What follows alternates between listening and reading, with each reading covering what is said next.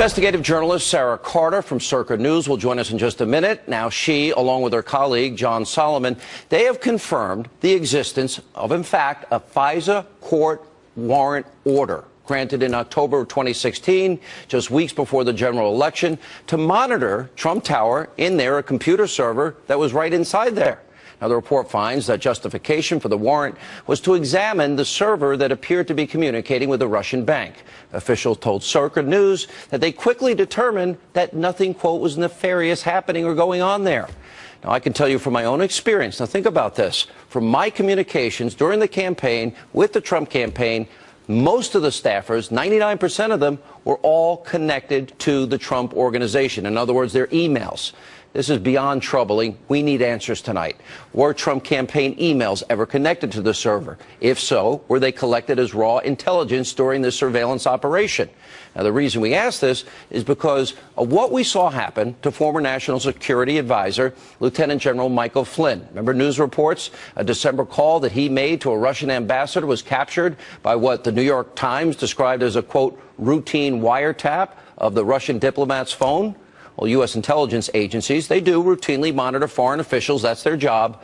But protections, known as minimization procedures, have been put in place to ensure that American citizens are not caught up in that surveillance. In other words, they then would have no constitutional rights, and that their identities and their rights are protected. Now, this, of course, was not the case with Lieutenant General Flynn, because a transcript of the call was created, given to intelligence officials, who then leaked the details to the press, which, by the way, is a felony according to the Espionage Act. We also know from a New York Times report that in his final weeks in office, that President Obama revised the Executive Order 12333, which greenlights widespread sharing of raw data collected by American intelligence agencies across 17 government agencies. That's an additional 16 agencies. All their employees can now gain access to top secret intel that they never had access to before. Now, we've been asking, why did President Obama wait until the last minute, 2 weeks before he leaves, to issue that order? It's an order that he did not apply to himself for 8 years. And since this order was signed, well, we've seen an explosion of leaks coming from intelligence agencies. Look at your screen right there. Now, take a good look at it. So given what's happened, it's time for President Obama and officials who oversaw this operation and the surveillance of the server at Trump Tower, they need to come clean. What did they know? What information was gathered? They need to assure you, the American people, that this was not spying on a political opposition party just weeks before an election.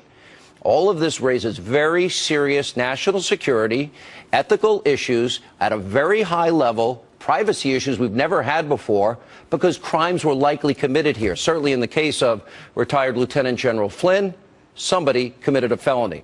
So all we're doing on the show is we're raising questions. We're looking for answers. In fact, we have reached out to President Obama's spokesperson to see if they would respond to the questions we've been asking. Shocking. So far, we've not heard back.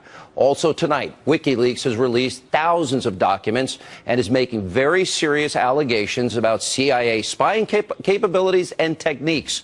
Now, according to WikiLeaks, U.S. spies are able to access some televisions, smartphones, iPhones, and record sound, images, and even private messages on encrypted communication apps. Now, WikiLeaks is also alleging that the CIA has the ability to make it appear that its cyber activity was conducted by foreign governments, say like Russia, or hackers.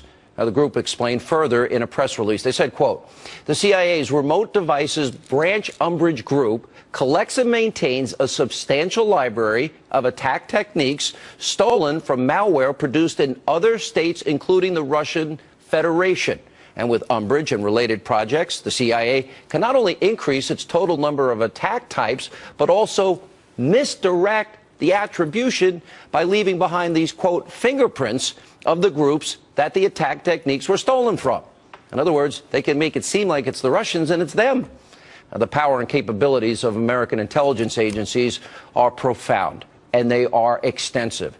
And if all of this is true, what that means is a possibility that an operative working on behalf of the former president and other left-wing activists are trying to sabotage, delegitimize President Donald Trump. After all, why did the leaks happen as soon as Obama left? Until we get answers, we're going to keep asking these questions. Here now is Circa News national security correspondent Sarah Carter. Sarah, do I have all that right? Is that a good summary? Yes, it was a great summary. There was one little change that just happened right before I came on your show, Sean.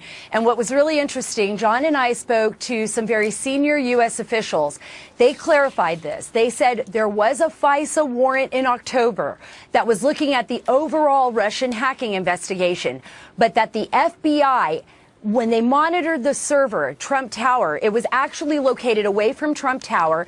It wasn't under the FISA. They did normal strategic type of FBI investigations that didn't require the FISA. So they went into the server, but they did not use the FISA to do that. They did have a FISA, however, in October at the exact same time as this investigation. So there are two instances now of spying. Two. Yes, wow. 2 instances. So this is completely new evidence. And remember, we all thought, and everybody had reported, that the server was inside Trump Tower. The server was not located in Trump Tower, according to our sources. With the second issue warrant, whatever the FBI was doing, was that in Trump Tower? That's what we don't know now. Because now that opens up a whole slew of questions, the questions you just brought up in your monologue, right? So those questions need to be answered. But what we do know is this. The people that were investigating Trump's server, they said that the FBI did not look into emails, they did not listen to his phone calls, and that they found no evidence at all of any type of crime associated with Trump business. This is important what you're saying. The news media in this country has repeated this narrative that the Trump campaign were colluding with the Russians to undermine the electoral process. You're saying that you're reporting and look, John Solomon's worked for AP for what? 20 years, and you both work together at the Washington Times, credible news organizations. So what you're saying is they found no evidence at all whatsoever of any collusion between the campaign and the Russians. True? Absolutely true. They found no evidence of that. In fact, when we spoke to our sources who had direct access to this investigation, what was happening with the FBI, they didn't even find evidence of collusion with Lieutenant General Mike Flynn, which is interesting because even when those leaks came out and they were referring to the Logan Act and everybody saw this as part of a broad... Yeah, they thought this was part of the original investigation into Russian hacking and now President Trump. It wasn't. It was completely different. It was a completely separate incident, and the leak came out anyways. It was monitoring of Russian assets. And that would be a felony as defined by the Espionage Act, as I understand it? That is absolutely correct. And as you know, the Inspector General at the DOJ is now investigating both the FBI and the Department of Justice. Hi, this is Sharon reporting from Bad News Media. Thanks for subscribing to our channel and giving us a thumbs up. We really appreciate your support.